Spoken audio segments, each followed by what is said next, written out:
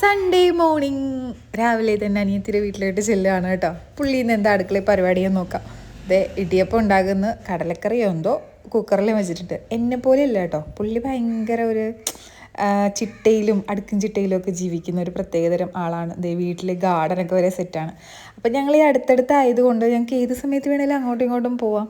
എന്താണെന്നറിയില്ല, ഞങ്ങൾ ഇത്രയും അടുത്താണ് കല്യാണം കഴിച്ച് വരിക എന്നുള്ളത് ഒരിക്കലും മനസ്സിൽ പോലും കരുതാത്തൊരു കാര്യമാണ്. അപ്പോൾ അതുകൊണ്ട് വീട്ടിൽ നിന്ന് അവൾ ഇടയ്ക്ക് എനിക്ക് ഓരോ സാധനങ്ങളൊക്കെ കൊണ്ടുവരുമ്പോൾ ഞാൻ ഓരോ എൻ്റെ സൗകര്യത്തിനായി പോയി എടുക്കുന്നത് കേട്ടോ. അപ്പോൾ 2 തേങ്ങ എടുക്കാൻ പോയതാണേ. അപ്പോൾ വരുന്ന വഴി ചപ്പാത്തിക്കടയിൽ കയറി. സാധാരണ എല്ലാവരും വീട്ടിൽ നിൽക്കുന്ന ദിവസം എന്തെങ്കിലുമൊക്കെ വെറൈറ്റീസ് ഉണ്ടാക്കുകയും ജോലിക്ക് പോകുന്ന ദിവസങ്ങളിൽ സിമ്പിളായിട്ട് എന്തെങ്കിലും ഉണ്ടാക്കിയല്ലേ ചെയ്യുന്നത്. ഞാൻ നേരെ തിരിച്ചാണ്. ഞാൻ വീട്ടിൽ നിൽക്കുന്ന ദിവസം എനിക്ക് രാവിലെ അടുക്കളയിൽ കയറാൻ ഭയങ്കര മടുപ്പാണ്. ദേ അപ്പോൾ ഉച്ചയ്ക്ക് അങ്ങനെ മടിച്ചിരിക്കാൻ പറ്റില്ല. അപ്പോൾ കുറച്ച് ചിക്കൻ വാങ്ങിച്ചു. അപ്പോൾ ചെറുതായിട്ടൊരു തട്ടിക്കൂട്ട് ബിരിയാണി സെറ്റാക്കാമെന്ന് വിചാരിച്ച് ചിക്കനൊക്കെ കഴുകി വെച്ചിട്ടുണ്ട്. അപ്പം ഇങ്ങനെ ഇത് ചെയ്തുകൊണ്ടിരുന്നപ്പോൾ ഫോണിലെ മെമ്മറി ഫുള്ളായി. അതുകൊണ്ട് ചിക്കൻ ബിരിയാണിയുടെ ഫുൾ എടുക്കാൻ പറ്റിയില്ല. അതെന്തായാലും നന്നായി. എൻ്റെ തട്ടിക്കൂട്ട് ബിരിയാണിയല്ലേ, നിങ്ങളൊക്കെ അത് ഫോളോ ചെയ്ത് സെറ്റ് ചെയ്താൽ നിങ്ങൾക്ക് ഇഷ്ടപ്പെടുമോ എന്ന് എനിക്കറിയില്ല.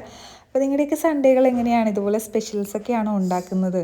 ഒന്ന് കമൻറ്റ് ചെയ്യണം. പിന്നെ എൻ്റെ വീഡിയോസൊക്കെ ഇഷ്ടമാകുന്നുണ്ടോ, ഞാനിങ്ങനെ ഡേ ഇൻ മൈ ലൈഫൊക്കെ ചെയ്യുന്നത് നിങ്ങൾക്ക് ഇഷ്ടമാകുന്നുണ്ടോ എന്നും കൂടിയൊക്കെ ഒന്ന് കമൻറ്റ് ചെയ്യണം കേട്ടോ.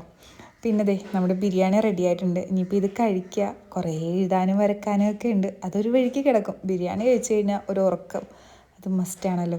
അപ്പോൾ എല്ലാവർക്കും ഹാപ്പി സൺഡേ. അപ്പോൾ അടുത്ത വീഡിയോയിൽ വീണ്ടും കാണാം. Bye bye.